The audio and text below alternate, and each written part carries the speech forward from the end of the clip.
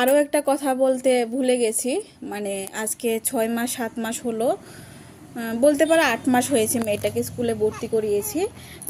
মেয়েকে কিন্তু কোনো প্রাইভেট স্কুলে ভর্তি করানো হয়নি, সরকারি স্কুলেই ভর্তি করানো হয়েছে।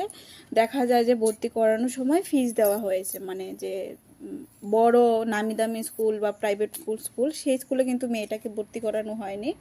দেখা যায় বাড়ি থেকে একটু দূরে 5 কিলোমিটার 6 কিলোমিটার দূরে ভর্তি করিয়েছি। আপ ডাউনে 40 টাকা 50 টাকা প্রত্যেক দিন খরচ হয়, আর এর থেকে কিন্তু এক্সট্রা কোনো খরচ হয় না স্কুলে, যেহেতু সরকারি স্কুল, প্রাইভেট স্কুল না। ঠিক আছে, যদি মানে প্রাইভেট স্কুলে ভর্তি করাতাম তাহলে হয়তো অনেক দিন আগে মেয়েটাকে স্কুল থেকে বের করে নেওয়া হতো বা নিতে হতো, মানে যেরকম অবস্থা কথাবার্তা শুনছি আর কি। এখন সরকারি স্কুলে ভর্তি করিয়েছি, দেখা যায় গাড়ি ভাড়াটা 50 টাকা করে ডেলি যায়।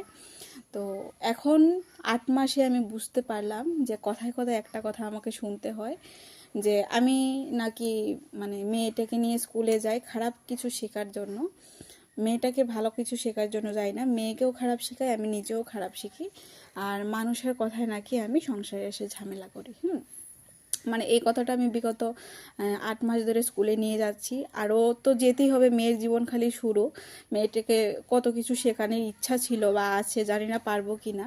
তো দেখা যায় এখন যত মেয়েটাকে নিয়ে বাইরে যাব, যত কিছু মেয়েটাকে শেখাতে চাইবো, ততই আমাকে আরও কথা শুনতে হবে যে আমি মেয়েটাকে নিয়ে বাইরে যাই, নিজেও খারাপ শিখি, মেয়েটাকেও খারাপ শেখাই, আর আমি মানুষের কথায় সংসার ভাঙার চেষ্টা করি বা সংসারে ঝামেলা লাগাই। ঠিক আছে, একটা মেয়ে কখনো সংসারে ভাঙার জন্য বিয়ে করে আসে না, আর সংসারে ঝামেলা মানে যতক্ষণ সহ্য করতে পারে সহ্য করে থাকে। ঠিক আছে, তো আমার প্রশ্ন একটাই, যে মেয়েটাকে স্কুলে নিয়ে যাই, এখানে তো আমি একা নিয়ে যাই না, এখানে অনেক জায়গার মারা আসে, মেয়েরা আসে বা বউরা আসে। এক জায়গায় গেলে তো একা বসে থাকা যায় না, এই যে 10টা থেকে 2টা পর্যন্ত বসে থাকি, একা এতক্ষণ বসে থাকা যায় বা একা এতক্ষণ ফোন দেখা যায়? অবশ্যই আমার সাথে কথা বললে আমিও মানুষের সাথে কথা বলবো। তো মানুষের সাথে কথা বললেই কি ফ্যামিলিগত ব্যাপার, দায় দরবার ঝামেলা এগুলি শেয়ার করি?